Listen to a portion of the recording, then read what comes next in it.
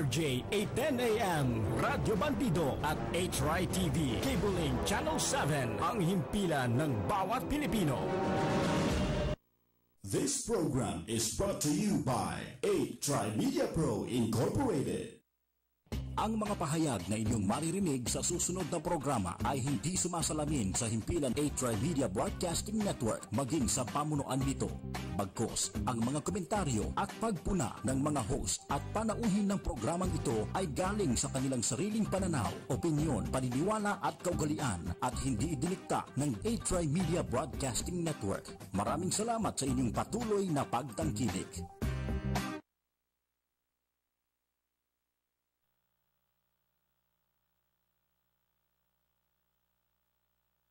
Magandang umaga. Congratulations. Tagahanga mo kami. Hindi mo lang nakakuha. Matagal na kami nakikinig sa'yo. Kasi magandang programa mo. Bukod sa mayroong tinatalakay na tama sa bayan, mayroong humor. At saka bilib ako sa'yo. Kasi minsan parang nagagalit yung babae sa'yo, pero hindi mo pinatulang, cool ka lang. Ang ganda, tira mo kako yung si Percy, kako magaling talaga. Pero talagang kako, maganda ka makiharap sa tao. Congratulations, babati lang ko sa'yo at more power. Keep it up.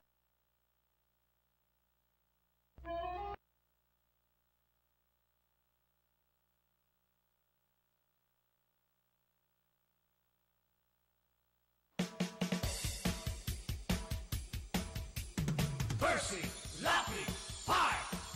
Percy, lapid, fire! Tapang mo'y kakaiba, walang takot sa pagbira. Oh yeah! Oh yeah! Kapag mayroong anomalya, ibubulgar na talaga. Oh yeah! Oh yeah!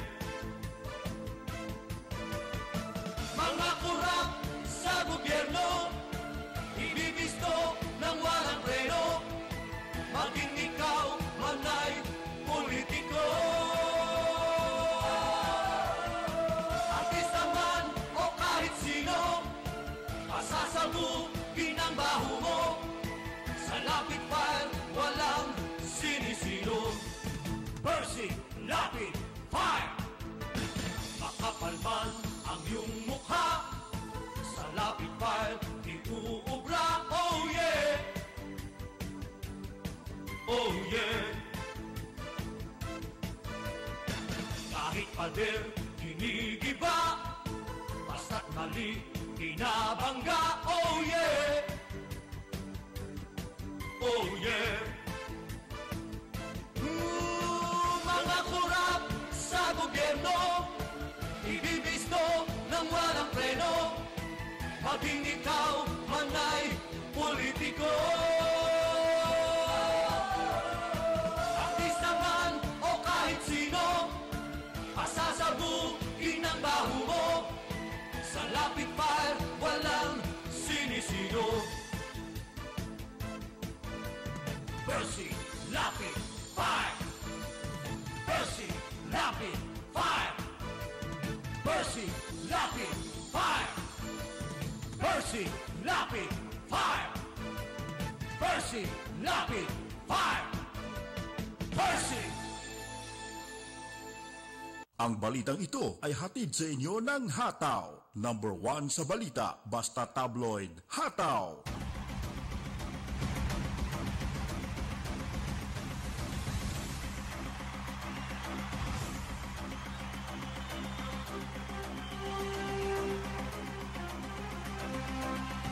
Magandang umaga po mga kaibigan. Muli po tayo mag-aanyaya hanggang alas 10. Sa pagtatanghal ng ating palatuntunan, natatampukan ng mga pagtalakay sa mahalagang isyong pag-uusapan po natin. Pari po kayong tumawag sa mga nais magbigay ng reaksyon sa ating pong landline. Ang numero po ay 4120288. At sa ating text line, mari po ninyong i-text ang inyong mga mensahe, ang inyong mga reaksyon sa pamamagitan po ng 0917-798-8910. Ito po si Percy Lapid. Ito po naman si Peter Salaslas.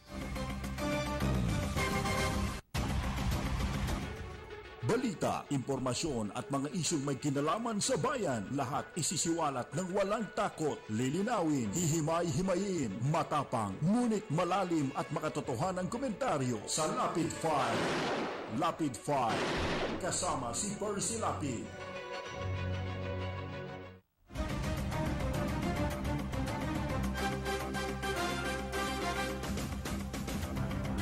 Mga kaibigan, ito pong mga sundalong Amerikano na nasa Mindanao. Sabi po ni Presidente Duterte, dapat lumayas na sila ron. Dahil po ito sa sila raw mismo ang nagpapagulo ng ating bansa. Hindi ko alam kung hanggang Mindanao lang pinalalayas yan o pinalalayas na sa Pilipinas yan. Kasi ang banggit po, Mindanao lang eh. Baka sinabi, huwag kayo dyan sa Mindanao, dito naman kayo. Sa Bisaya. Bueno, at meron pa rin hong pinag-uusapan ngayon tungkol kay yung Mary Jane. Si Mary Jane Veloso na nakakulong sa Indonesia dahil po sa kaso ng drug trafficking. May sinabi raw po dyan si Presidente Duterte na yun ang pine-play up ngayon ng mga pahayagan, lalo na sa foreign media. Ang sinabi po, ito ang pagkakasabi, hindi naman maliwanag kung talagang sinabi yun ni Widodo. Basta ito ay pinablish unang-una ng isang pahayagan sa Jakarta, Indonesia. At sinasabi po na si President Duterte daw ang nagbigay ng go signal para ituloy ang pagbitay dito kay Mary Jane Veloso. Yun ho ang exact word go signal. Binigyan ni Presidente Duterte ng go signal si Widodo para ituloy ang pagbitay dito kay Mary Jane Veloso. Pero meron din hong ipine-play sila na sinasabi na yun daw translation. Translation naman ito sa English. At sinasabi, yun daw translation na yun galing sa talumpati ni President Widodo ng Indonesia. O yun ho, yun ho. Pero hindi ho natin narinig na yun talaga sinabi ni Widodo. Yung ipinarinig sa inyo, kung kayo nakarinig, yun po ay translation na ang nagsasalita po doon, di umano'y translation, dating journalist daw yun. Mga kaibigan. So ito ho ngayon ang mga pag-uusapan natin ngayong umaga. At hinahanap ko rin sa mga pahayagan, wala nakaalala kay Sakay, Wala. Tayo lang. Kaya dapat ho natin pag-usapan yan yan tungkol dyan sa pagiging makabayan ng mga tao ngayon. Wala na makabayan. Puro makabayad na nandito ngayon Wala na ho yung mga nagmamahal sa taong bayan. Ngayon, sabi nga natin gapon, kasi kinukulang tayo ng oras, daig pa nga ni Presidente Duterte itong Department of Education at saka yung ibang mga ahensya na supposed to be ay nagtatanim ng mga impormasyon at kaalaman sa ating mga anak, sa mga kabataan na nagsisipag-aral. Sila ang in charge niyan Katulad nung unang panahon na mga panahon natin na tayo mga nagsisipag-aral, natataniman tayo ng pagmamahal sa ating bayan bakit ngayon parang nawala yun? Pagmamahal sa Amerikanong natutunan dito. Mahalin mo yan, yung Amerikano. Bakit? Ginahasa tayo niyan sa matagal na panahon nung pumasok dito yan, akala natin isinalba tayo niyan sa Kastila Yung pala, nilabanan nila Kastila, hindi para ipagtanggol tayo, kundi sila naman ang gumahasa sa atin. Ganun o nangyari dyan mga kaibigan sa mga nagdaan nating panahon nang nauwi tayo sa pagmamahal sa Amerikano. ba't hindi, sabi nga ni Presidente Duterte, ba't di yung sarili natin ang hangaan natin? Bakit si Obama ang hinahangaan natin? Hindi naman statesman yan. Hindi ba? Lumabas ang tunay na kulay ni Obama, walang statesmanship. Hindi ba? Hindi siya tunay na statesman. Doon mo makikita na peke. Peke itong mga taong ito eh. Bakit to? Sa tinagal-tagal ng panahon ng paghahasa sa Pilipinas, mga kaibigan, lahat ng pinakinabang nila rito. Lahat ng ating mga kayamanan, kinuha nila rito. Kaya nga hindi sila makaalis-alis dito eh. Nung sumabog lang ang Mount Pinatubo, mga kaibigan doon tayo iniwan eh. Oo. Bigla silang nagal sa balutan at hindi man lamang nila naalala na tulungan yung mga taong maapektuhan nung disaster na yun, nung kalamidad na yun. Hindi ho ba? Pagdating sa kalamidad, wala nagpapanggap lang din itong mga ito eh. Unang-una, kaya nawala sila dyan sa base militar eh. Nag-impake. Nangawala rito sa Pilipinas yan ah. Ngayon, mahal na mahal sila ng maraming Pilipinong ugok. Hindi naman masama na mahalin natin ang hindi nating kalahi. Hindi naman masama yun. Masama naman yung maging prejudice tayo. Pero pag ang pag-uusapan, interest ng bansa sa bansa, abay dapat siguro, unahin natin, sabi nga, charity begins at home. Unahin nating mahalin ang sarili natin. Ano nangyari?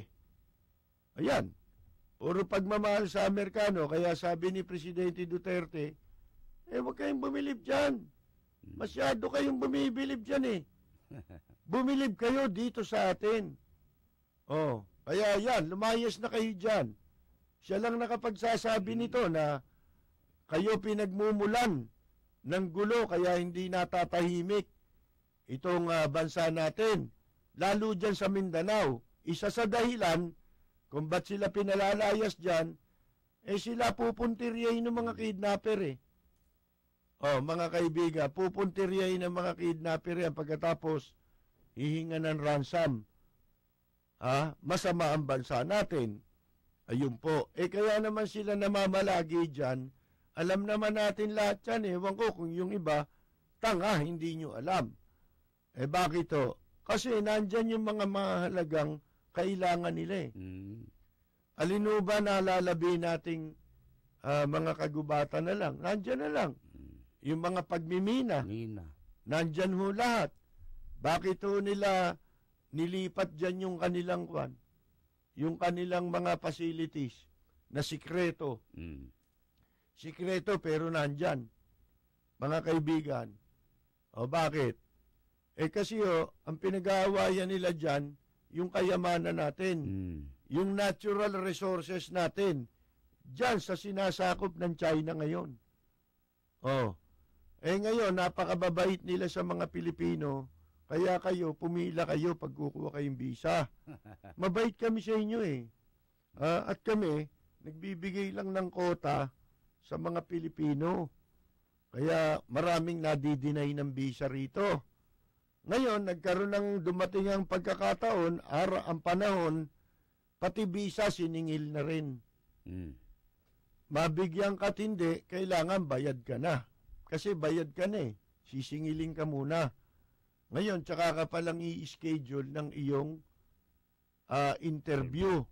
Pag na-interview ka naman, hindi mo alam kung mabibigyan ka ng visa o hindi. Ngayon, pag hindi ka nabigyan ng visa, yung ibinayad mo, na dati wala naman, yun po ay na yun, rematado na. Forfeited. Wala ka ng habol doon. Kaya nangyari po, gumanda ng gumanda yung US Embassy, hindi nyo ba napansin? Kasi nagbabayad na tayo eh. Wala naman libre. Libo-libo. Bakit ko binabanggit ito?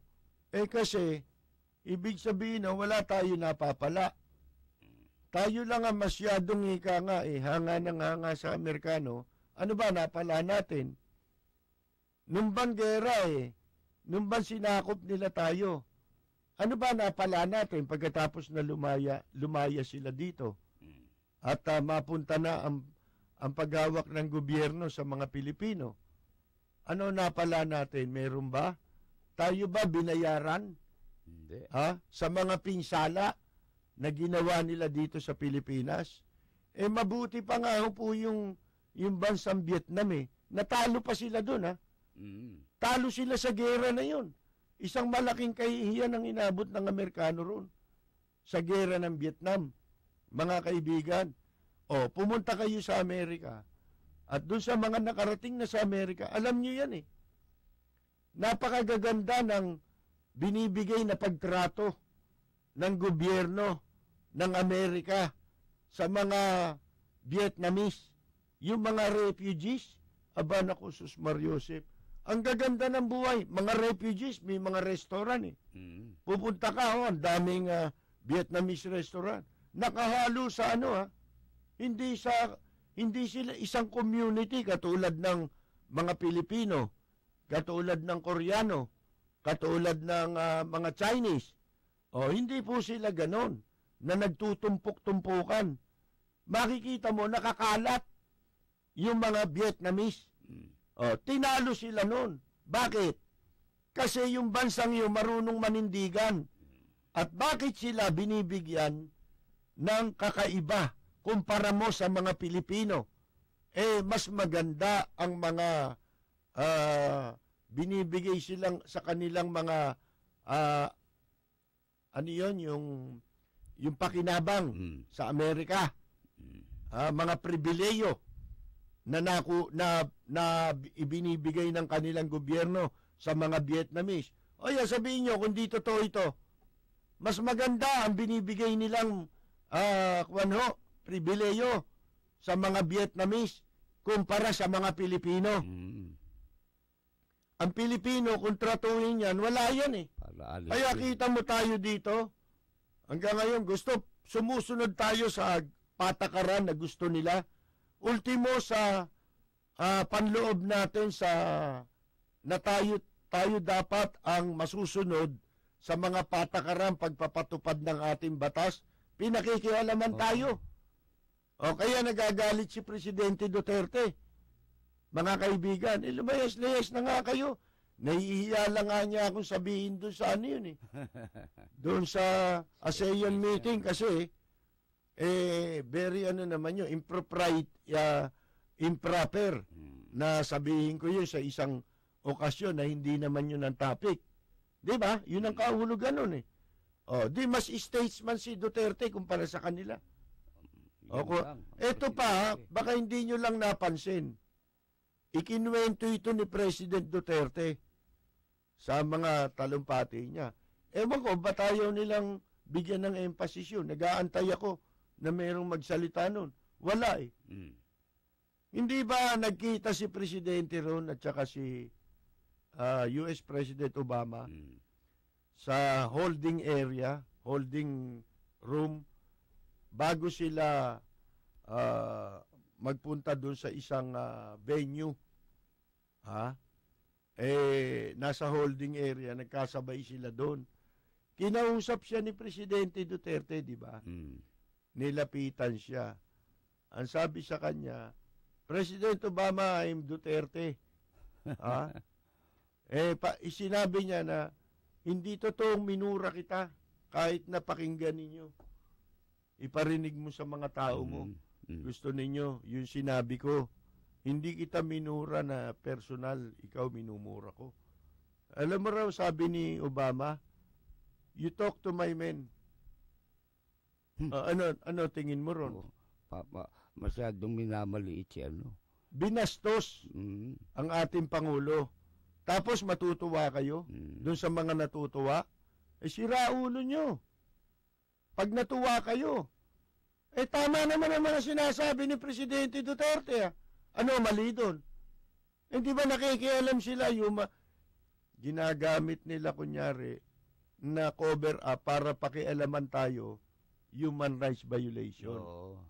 Kamukha din yan nung sinasabi nila Dilima. Kamukha din yan nung sinasabi ng kung sino-sino. United Nations.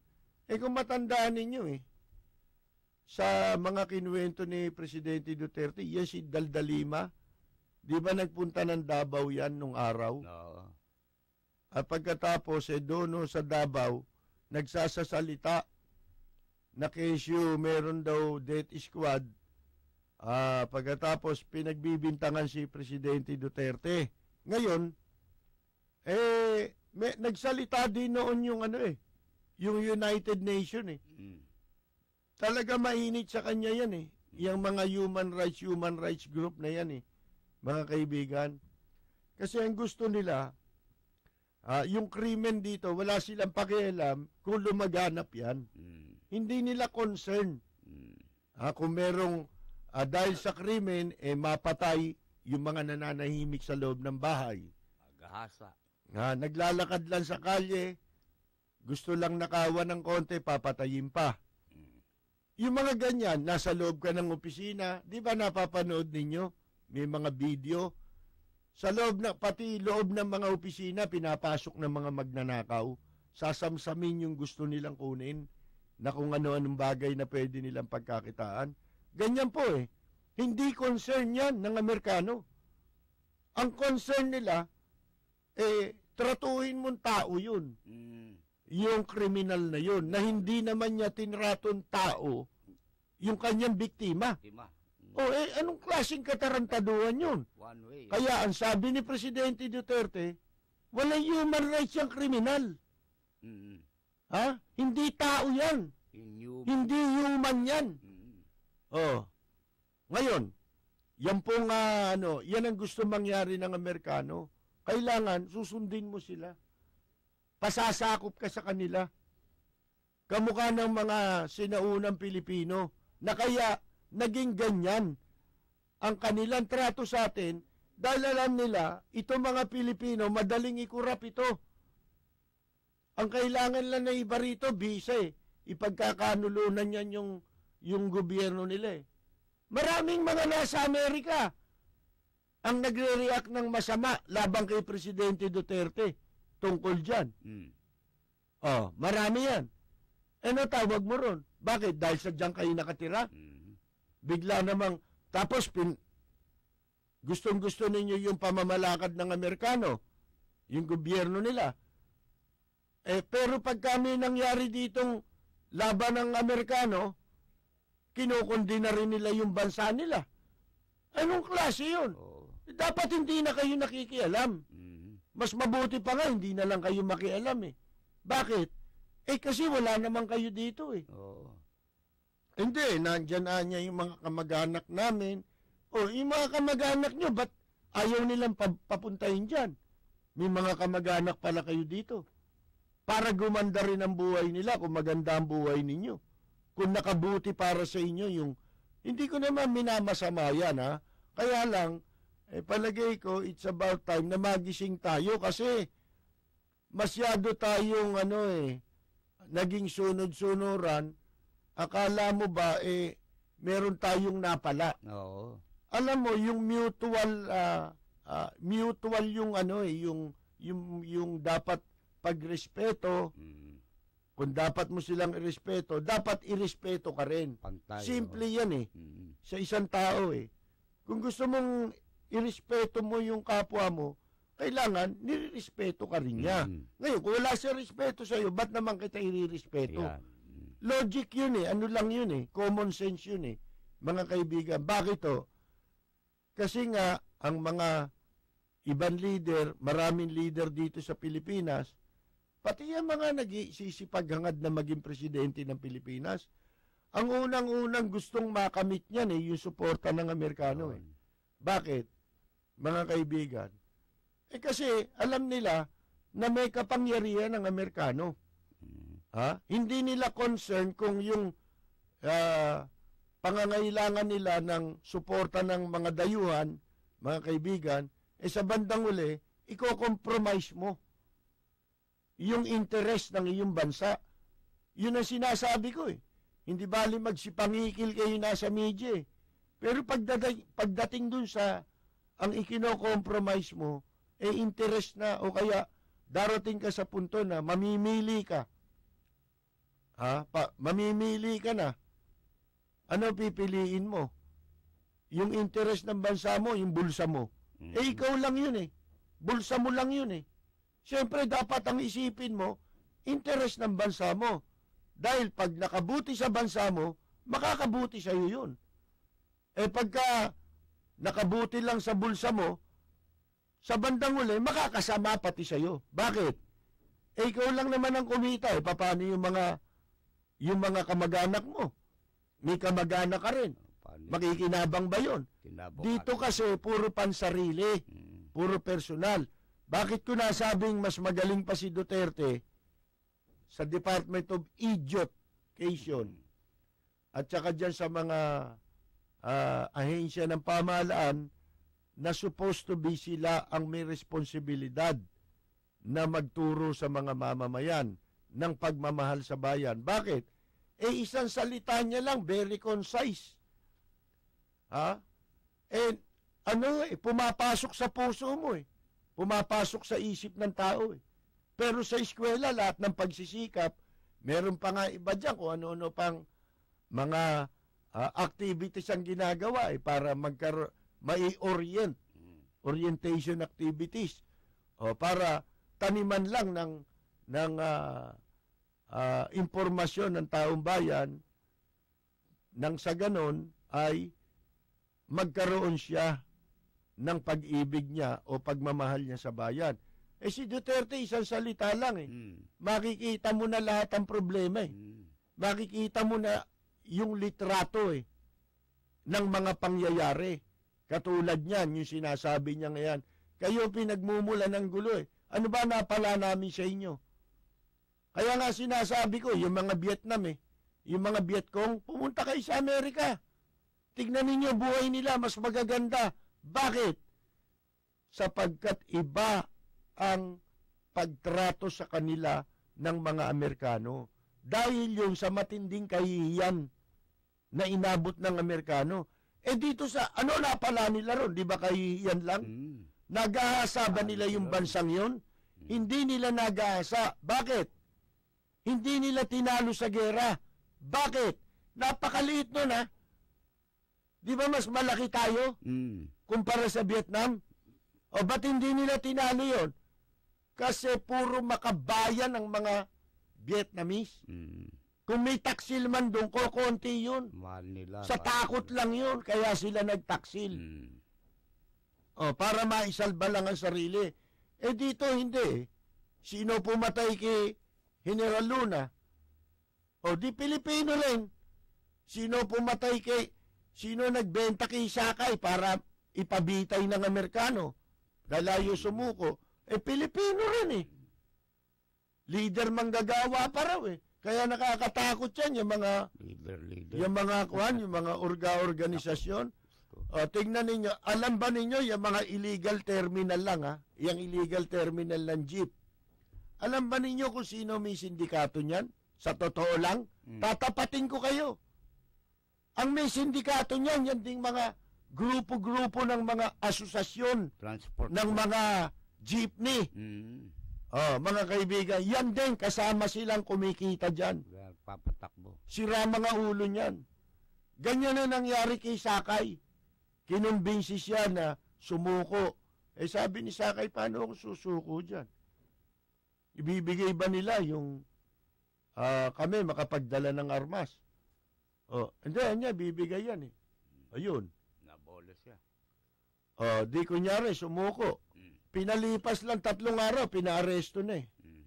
Kasi bago siya arestuin, para pasamain siya sa mata ng mga mamamayang Pilipino, hindi siya paniwalaan, ang ginawang unang-una ng Amerikano, nagpasa ng batas, yung Bandolerism Act. Batas yun eh. Na halimbawa, ikaw, ayaw mo sumuko, lumalabang ka sa Amerikano, ituturing ka nilang magnanakaw tsaka bandido. Yun ang magiging kaso mo, yung batas na yun. Kaya, ang impresyon, magnanakaw itong si Sakay. Hindi makabayan. Ang gusto niya, lumaya tayo eh. pagkatapos ng gera ng Kastila, yun nga pinaglaban niya eh. Yun nga dahilan kung bakit siya lumahok sa pakikidigma. Ayaw niya napapakialaman tayo ng mga dayuhan. Hindi ba nga si Quezon nga, sabi pa nga eh, mas nanaisin niya na patakbuhin ng gobyerno, palakarin ng parang impyerno ang gobyerno ng mga Pilipino kaysa maging parang langit na pinatatakbo naman ng mga dayuhan. Wala tayong, hindi mo matatawag na sovereign country ang isang bansa na pinatatakbo ng mga dayuhan. Walang soberenya. Mga kaibigan, matatawag mo ba sovereign yung na yun? Hindi. Pinatatakbo ka. Sumusunod ka. Hindi naman na niya gobyerno ng Amerikano ngayon eh. Hindi nga gobyerno. Pero lahat ng patakaran na pinatutupad dito, gusto ipasunod yung gobyerno ng Amerikano. Yung kung ano yung sasabihin nila. Kung ano gusto nila mangyari. Nakadisenyo sa kanila, sa interest nila. Imbes na yung patakaran dito, i-disenyo para sa interest ng mga Pilipino. Magbabalik tayo pagkatapos lamang ng ilang saglit. Manatiling nakatutok sa DZRJ 810 AM, 8 Media at 8 TV, Cable Link Channel 7. This is 8 TV. Uy, si Miss, unang tingin pa lang, puti na. Kinis pa. Nag-Myra Vita-White Hand and Body Lotion kasi. May vitamin E beads and natural plant extracts that help nourish skin deep inside for a healthy white glow. Puti at kinis, Ay! hanggang malapitan. Yala na. Healthy white glow sa Myra Vita-White Lotion. Yan ang alagang holistic by Myra. Trusted quality healthcare. Unilab yan. We're looking for some men to help us fight an army. How many you got so far?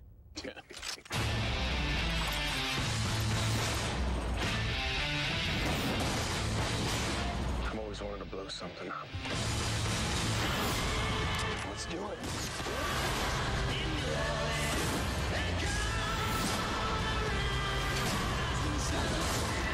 Pick it up!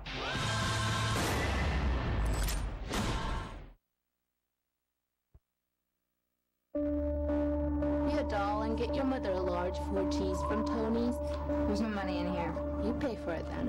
I know you're making money. Let's do this. What do you say you and I move to California? Would you like that? Okay. It's a promise then.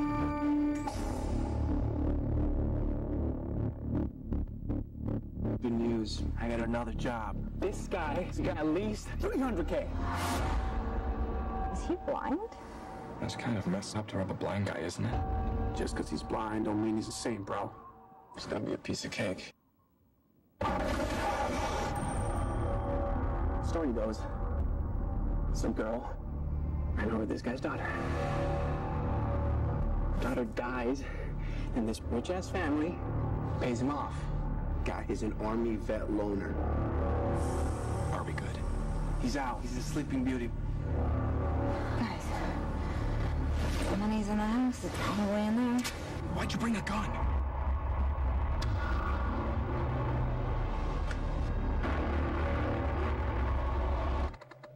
Who's there? Okay, man, just chill, all right?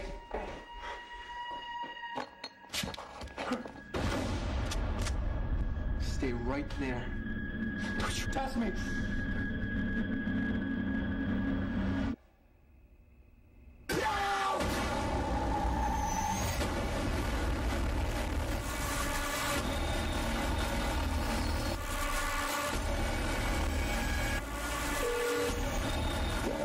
It's me. I messed up real bad.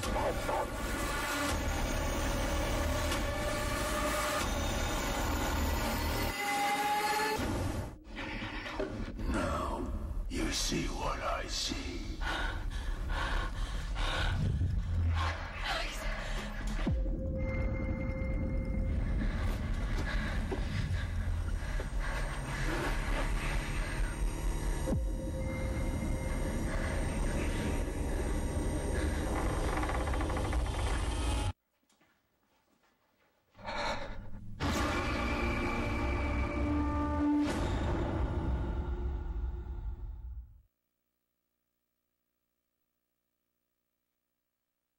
This program is brought to you by 8 Media Pro Incorporated. Balita, impormasyon at mga isyong may kinalaman sa bayan, lahat isisiwalat ng walang takot, lilinawin, hihimay-himayin, matapang, ngunit malalim at makatotohanan komentaryo sa Lapid 5. Lapid 5, kasama si Percy Lapid. Ang katawan mo, bigyan mo ako sukat, asep, kakainin kita. Magpapatuloy po tayo mga kaibigan. Ito nga, tignan ninyo. Ngayon, nasa payagan, sinasabi ni Presidente Duterte na yun daw mga dilawan. Yung mga pati ihi yata niyan, dilaw eh. May mga tulo na eh. Ang trabaho nilang pinagkakabalahan ngayon, atupagin kung paano siya sisiraan. Katulad nung sinabi natin kanina, tignan ninyo. Ang sabi pala ni Presidente Duterte dun sa kaso ni Veloso, sundin nyo, anya, kung ano yung batas nyo. Hindi ako pwedeng makialam. Hindi ako makikialam. Yun naman talaga ang dapat na maging paninindigan ng isang leader. Gusto niyo ba yung mga kriminal dito na dayuhan? Ang daming kriminal dito eh. Napakawawalang yalang talaga ng maraming Pilipino. Tignan mo yung hayop na immigration na yan. Walang napaparusahan dyan Pero katakot-takot ang kriminal na naglipa na rito kasi dito sa Pilipinas nabibili yung batas. May kaso ka na nga. Hinahanting ka na nga ng gobyerno mo dito sa Pilipinas. Hinahanting na nga ng mga gobyerno nila dito. Hindi pa rin makuha ng kanilang gobyerno eh. Yung mga kriminal dito, Koreano, mga kung sino-sino. Mga itim, ang dami. Mga kaibigan, mga taga-Africa. Nigerian. Ang dami dito nagpapanggap na estudyante, mag-aaral kunyari. Pero pagdating dito, sindikato, ang dami pong kriminal dito, mga kaibigan. Tayo mga Pilipino, pumapayag lang tayo ng ganon. Kasi kurap yung mga nakaupo sa immigration. Ito hanggang ngayon hanggang ngayon kurap. Ang palagay ko, sangkot pa rin sa corruption yung mga yan Kung hindi man alam nung nakaupong bago ngayon dyan, abay, tanga ka. Kasi matagal-tagal ka na nakaupo dyan. 100 araw na yata Mag-iisa. Papunta na kayo sa 100 araw. Wala pa tayo nakikita. Sa totoo lang wag naman magagalit. Wala pang ginagawa gobyerno. Maliban kay Presidente Duterte, tsaka kay Bato, wala pa Tsaka yun sa Labor. Yung sa Department of Labor. Tingnan mo, pati si Tugade, engot-engot. Meron ng meron ng kapangyarihan na ipatupad mo sana yung mga pinagsasasabi mo. Unahin mo yung anarchy sa traffic. Na nagdudulot ng anarchy sa traffic. Bakit hindi mo ma-implement yan Gayong meron ng nagdeklara na ng state of lawlessness. Ibig sabihin, paglabag sa batas, pwede mong gamitin ang kapangyarihan mo. Hindi ba labag sa batas yung mga illegal terminal, hinduropot kayo? Kaya pati yung Bebot Alvarez, yung speaker, nagalit na dyan Dismay Wala kang ginagawa Puro ka daldal wag na kayong umasa dun sa Senado. Kasi kaya ka umaasa dyan, gusto mo makipagkamutang ka ng likod din. Meron nang idineklara si Presidente na kapangyarihan pwede ninyong gamitin. State of lawless violence. Ibig sabihin, lahat ng labag sa batas, pwede ninyong pakialaman at gamitan ng kapangyarihan na yan. Mga kaibigan. Ngayon, sinamantala yan. Kaya yung sinabi ho nung journalist daw doon sa Indonesia. Siguro, doon sila nag-ooperate para siraan i-discredit si Presidente Duterte at saka sa bandang uli, ma-impeach siya. Yan ang gusto nilang gawin. Siyempre, susuportahan ng kanuyan. Tuwan-tuwa sila. Itong mga walang yang magnanakaw dito sa gobyerno, ang unang tuwan-tuwa sa mga ginagawa ni Presidente Duterte mga sinasabi niya na pagmamahal niya sa ating bansa. Tuwan-tuwa yung mga yan. Bakit?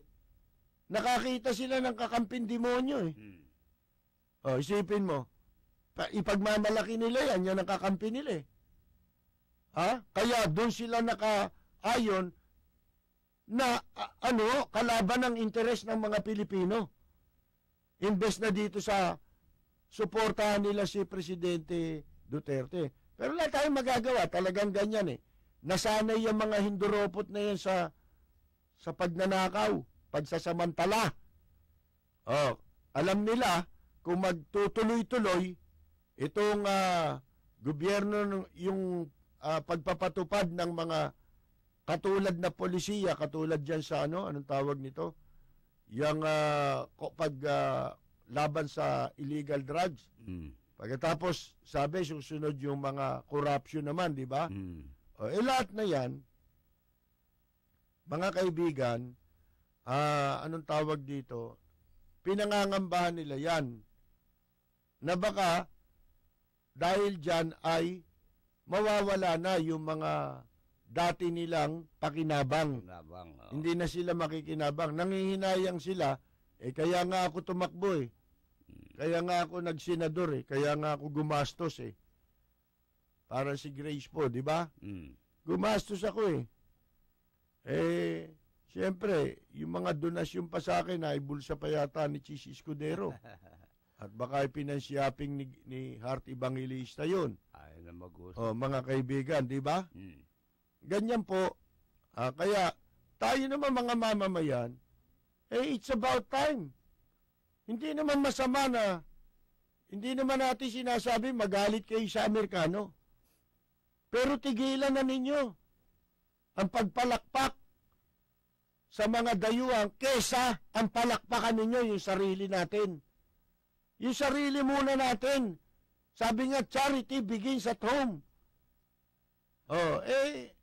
Ang hirap sa atin Ang papaboran nyo pa, yung mga patakaran dayuhan. Human rights daw. Katunayang katarantaduhan yan? Hindi ba kahapon nasa dyaryo in-announce ni DOJ Secretary Vitaliano Aguirre na yung pondong 40 million para sa human rights. Hindi naman nagalaw. Wala kayong ginawa.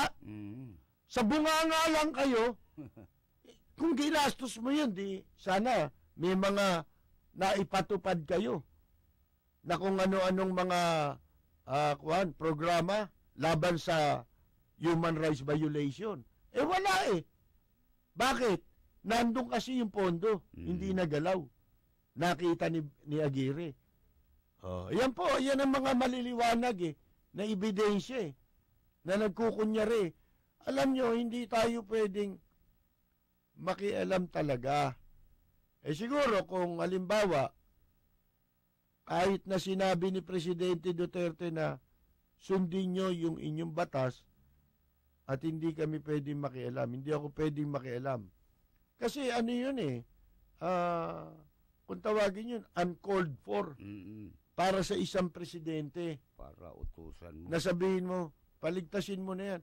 Especially kumakampanya tayo laban sa droga. Anong moral ascendancy mo ngayon? Paano mo ngayong ipagpapatuloy ang pagkontra mo sa droga?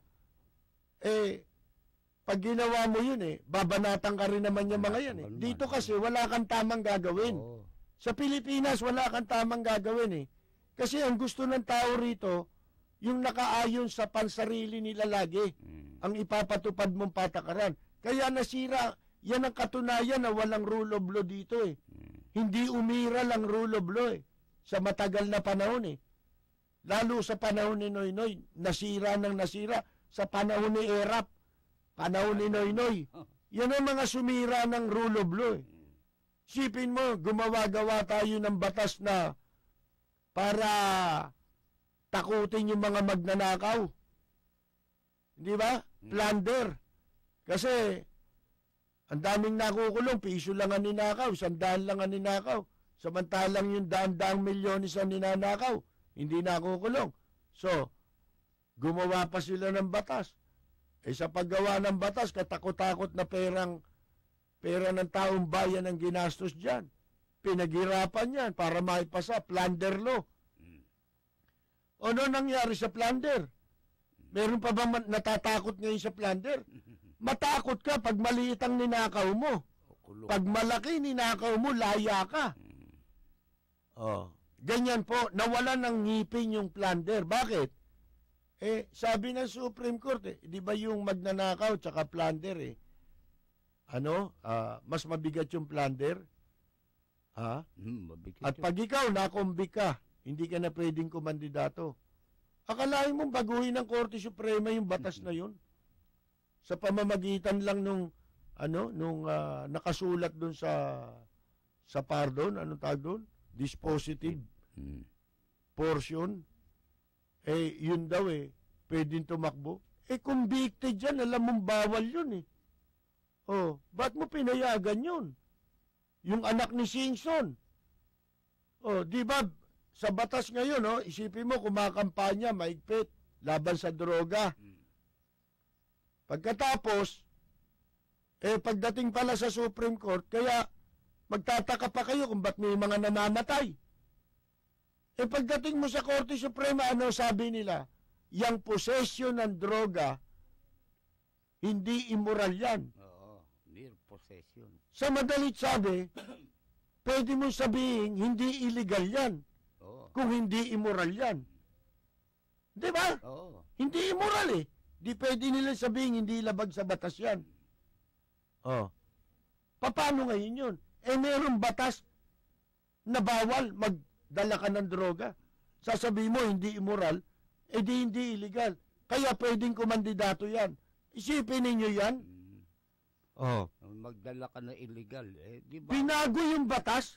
Illegal nga yun Tapos sasabihin mo, hindi immoral? Oo. Pag illegal, immoral yun. Mga kaibigan, yan ang rule of law na gusto ba nila rito sa Pilipinas? Mga kaibigan?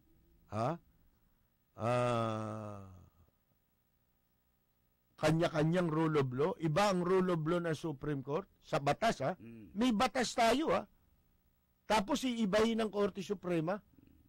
Hindi naman kayo Kongreso. Ang pwede lang magbago ng batas, Kongreso. Ginagawa nilang batas, yung interpretasyon nila Yun. Yun na. Hindi, talagang batas ang interpretasyon. Pero not necessarily, baguhin mo yung batas. Interpret mo yung batas. Nang naaayon din sa sinasabi rin nung batas na yun. Nililiwanag mo lang. Mga kaibigan. Pero para baguhin mo, sasabihin mo, hindi immoral yung possession ng drugs. Kaya pinayagan nila si Ronald Singson na makatakbo. Para mo sinabing hindi illegal yun dahil pwede na siyang kumandidato. At governor nga ngayon. Naging congressman pa nga ulit Isipin ninyong laking kalokohan na nitong Pilipinas. Mga kaibigan. Bakit ayaw? Nakikinabang na, marami na ang nakikinabang dahil sa pagkasira ng rule of law. Marami nang napapaboran niya na interes. Di ba? Ngayon, ito mga sila Noynoy, kumikilos talaga yan, lihim yan. Siyempre. Katulad niya, tinan mo, nahuli yung pamangkin at saka hipag mismo ni Proceso Alcala. Droga. Una nang nahuli yung kapatid niyan, di ba? Sumurrender ba yun o nahuli yun? Sa drugs yun. Drug dealer yun, nahuli, di ba? O tapos, ito na naman. Yan ba yung rule of law? Sa palagay ba ninyo kung si Panutan nakaupo ngayon Mahuli. Mahuhuli ang mga walang yana yan? 6 na taon nga, walang ginawa. Hindi mahuhuli. Yun ba? Yun ang rule of law na gusto nyo? Due process. Mga kaibigan, may text ba tayo dyan? Siguro naman meron, ano ha? Magbasa-basa tayo. Sabi ni Donald Nantundo, yan talaga pinakamalungkot na patuloy na dinaranas nitong bansa natin. Yung gutom sa pagmamahal at ganap na pagmamalasakit ng mga Pilipino, ika nga karamihan dito ungas ang pagiging Pilipino at nananatili sa pagiging busabos na mga isipan. Ang saklap pa umasta pang mga birhen ang mas marami at dumadakila doon. Gano'n naman talaga eh.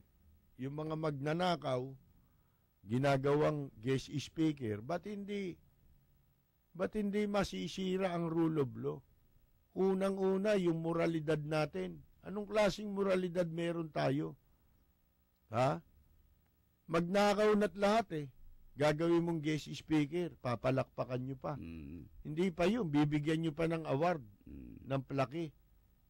Ha? Dahil sa nagsalita, nagtalumpati. Bibigyan mo pa ng Plaridel Award. Napakawalang yung mga tao niyan. Yan ba ang klase ng mga Pilipinong gusto ninyo? Yung nagbibigay, corrupt din. Hindi ka, kaya nga nila ginagawa yun. Kaya marami nang nakikinabang sa rule of law baluktot. Kanya-kanyang rule of law yan. Basta sasabihin mo lang, ito rule of law eh. Bakit? Kami nakaupo eh. Isipin mo yan. Diba? Nung nakaupo si De Lima, rule of law yun. Kahit na pumupunta siya ron sa mga sa bilibid at nakikipag-tsuktsakan siya. Rule of law yun, tsuktak ni De Lima. Diba? Rule of law niya yun eh. Bakit? Ako DOJ eh.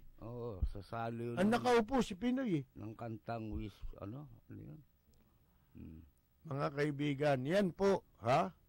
Ito naman si Sereno, maasa sila na baka sakali, kung magkagulo-gulo rito sa politika, makakatulong sa pagnanasa ni Sereno, baka siya maging presidente. Iniisip niya yun. Pwede. Pwede. Ambisyon, hindi nawawala yan. Supreme Court baka sa amin muna mapunta ang gobyerno. So, tsalap-tsalap ito. Rule of law ang tsuk-tsak dito, mga kaibigan, di ba? Kahit magpa-tsuk-tsak ka na magpa-tsuk-tsak sa driver, ba rule of law ito? Bakit? Abay kami, nasa kapangyarihan. Ganun ho dito eh. Pero sino ba ang talagang rule of law? Ano ba talaga ang rule of law? Ang rule of law ba, magpaalila ka, magpaaliping ka? Sundin mo lahat ng patakaran na laban naman sa interes ng iyong mamamayan? Yung ba rule of law ba yun? Aba hindi. Ang rule of law, isa lang. Hindi pwedeng may version si De Lima ng rule of law sa tsuk-tsak at meron din si Sereno at meron din si Duterte. Ba hindi pwede yun. Walang ganun. Pagka naging dalawang rule of law, di walang rule of law. Ang rule of law, isa. Hindi pwedeng dalawa. Huwag mo sirain yung batas. Ipatupad mo ang batas. Kahit kanino. At huwag kang makialam sa iba para hindi ka pakialaman. Ay, kita mo dito sa atin, gusto mo ba? Lahat ng mga lalabag dito ang dayuhan eh. Sasabihin nila, palayain mo na yan. Sila naman ang magsasabing palayain yan.